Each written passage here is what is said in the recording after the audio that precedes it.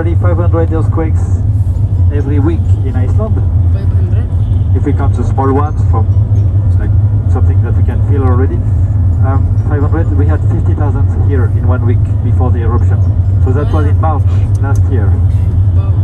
And this farm on the left side, they were almost sure that they were going to disappear under the lava. But then the eruption decided to stop, luckily.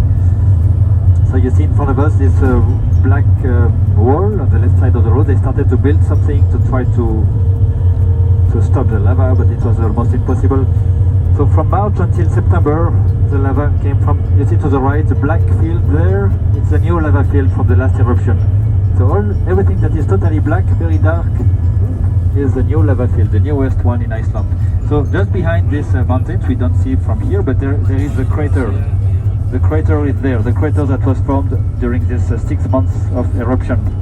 To see the crater, you need to hike 3 kilometers, reach the, actually from here it's only 1.5 kilometers, so 1 mile.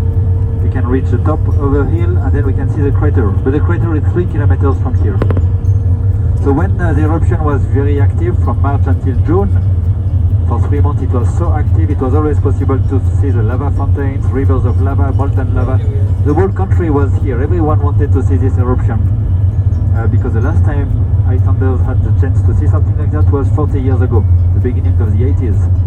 We have so many eruptions, but most of them are under the ice, or some of them are in the middle of nowhere, very far or too dangerous. This one is only 1 hour, a bit more than 1 hour from Reykjavik, and then it was only 3 kilometers hike. So that's why everyone wanted to see this eruption in the Gerlingadalur Valley. Gerlingadalur is the name of this valley there. So if you want to see how it looks, you can find on internet eruption from 2021, so last year. And it was something quite amazing. So there are still some people who go to have a look. There is nothing happening anymore, but it's still warm. So there is a crust, the black lava you saw, but under there is still something very warm, and it can stay like this for a few decades, 30, 40 years sometimes, and it's still very warm under. Like in the Westman Islands, the eruption they had in 1973, I told you, with the 1/3 of the village that was destroyed, it's still warm there, almost 50 years later. So a lot of activity here, and close to the Blue Lagoon also. So we might be the last ones enjoying the lagoon, because if there is one more eruption, the lagoon might disappear under the lava. But they will make a new one anyway. You know, the lagoon is not totally natural. The water is natural, they take it in the ground, but it's man-made. They pump the water 2 kilometers deep, so they find this beautiful water deep in the ground, full of minerals. They put this water on a lava field, 800 years old lava field, and because of the silica mud, this created a pool. They didn't do it on purpose, it was like an accident, not an accident, but just because of the geothermal power station actually, in the 70s, and this created the lagoon. So there is a geothermal power plant there, they pump the water, the hot steam 2 or 3 kilometers deep, 4 kilometers deep, they find a very high pressured steam, and then there is a blue lagoon. So the water is totally natural, very clean, because they always take pump new water all the time. New water comes to the pool, and then this water goes also away from the pool to the Atlantic Ocean, across the lava field. So this water is very good for the skin. Many people come here, spend a few days. There are some hotels at the lagoon also. They spend a few days in the lagoon just to feel very good. They look like babies after the few days in the lagoon. So I will explain to you everything just before we arrive. In a few minutes I will tell you about this lagoon. Now we arrive in Grindavik. It's a small village, the last village before the lagoon, only 5 kilometers from Grindavik to the Blue Lagoon. It's a fishing village. Fish industry is very important in Iceland. It was the first industry in the Icelandic economy until 7 years ago, when tourism became number 1. 15 years ago we had 500,000 visitors in Iceland in 1 year. 7 years ago, 2.5 million, so 5 times more. So tourism is now more and more, and that's why the fish industry is number 2 in the economy, but still very important. So in Grindavik, like many other villages around Iceland, they need fish, so they rely a lot on fish industry. They have a harbor. There's a lot of fishermen every day working on the Atlantic Ocean, except if the weather is too bad, of course. And this village is built on some lava fields. So you see volcanic rocks everywhere.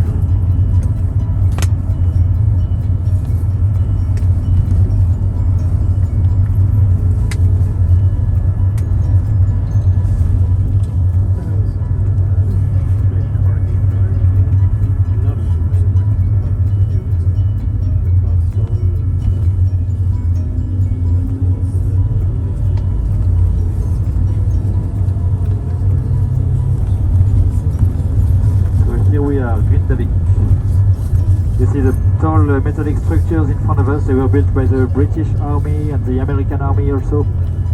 They were here during the Second World War to protect Iceland from the Nazis, and Iceland was saved thanks to them. They stayed here for a while. American Army stayed until 2006. They left not so long time ago. So they built the Keflavik airport. The British were the first ones to build an airport. They made the domestic airport we have in Reykjavik, the city center. And from this domestic airport, you can take a plane to Greenland. If you want to go to Greenland, it's less than 2 hours from Reykjavik by plane. They have polar bears in Greenland, something we don't have in Iceland. But sometimes we have the visit of a polar bear. They are stuck on a big piece of ice drifting away from Greenland, and then they swim to Iceland. They reach the north of the country. This happens every decade. We have the visit of 1 or 2 polar bears in Iceland. If you want to see polar bears, better to go to Greenland. They have many there, but better not to see them, maybe. It's a bit dangerous. No, we don't have dangerous animals, as I told you, except the sheep. We have reindeers now. We have minks, mice, rabbits. So all these animals are taken from Europe to Iceland, from other European countries, from Scandinavia. And the reindeers were the last ones to come. It was like 300 years ago, from Lapland, from the north of Norway. So you have no chance to see a reindeer today because they are all in the east of the country. And they are wild animals here in Iceland. There are 5,000 of them.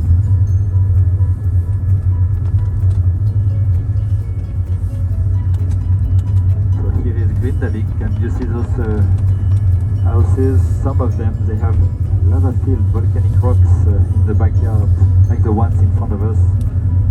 They are built on lava field. And they're a bit scared of these eruptions that we have again last year. It's only 5 kilometers from the village, and we have many earthquakes here around the village that might lead to one more eruption. You see those houses on the left, they go out of the house and they are on the volcanic rocks. So it's very special.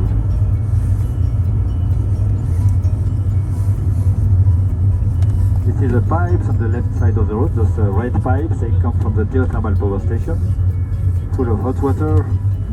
So they have so much hot water here in Grindavik. They can take a long shower, like at the Blue Lagoon. You can take a long shower, don't worry about that, of course. There is so much hot water. If you don't use the water is just running in the nature anyway. So there is no need to worry about wasting water in Iceland. At least in the geothermal areas like here. So 5 kilometers to Blue Lagoon. So we are almost there. I'm going to tell you now about the lagoon. So you need only your swimming suit. It's the only thing you really need here, the swimming suit. You get everything else. So don't forget to take your swimsuit. You can take your camera, of course, your phone, your camera, if you want to take pictures in the water, in the lagoon. So in the lagoon you can take pictures, and then you can bring it back to the changing rooms, to the lockers, if you don't want to stay with your camera the whole time. So be careful, don't drop your camera in the water, of course. Maybe some of them are waterproof, or you have the waterproof case where you can put your camera in. So I'm going to explain to you how it works. You will get the entrance bracelet, the bracelet at the entrance, magnetic bracelet. This one will help you to close the lockers in the changing rooms. So after the entrance you find the changing rooms. So men together, women on the other side. You find the locker. You can bring a small bag. The small bag can fit in the lockers. Then you make sure that you close the lockers, the door. It's with a magnetic bracelet. There is someone there, that there are many people working there, they can help you to close the lockers if you don't manage to do it. It's also written in English, so you can read and do it, but it's very easy. Just close the door and then put your magnetic bracelet on the, you will see a black screen, wait a few seconds and then the locker will be closed with the number of your lockers. And then you go to the showers. You will find the shower gel, the shampoo and the conditioner. You need to take a proper shower, like totally naked. You find individual showers there, so you can close the door so you're alone, so you can be naked.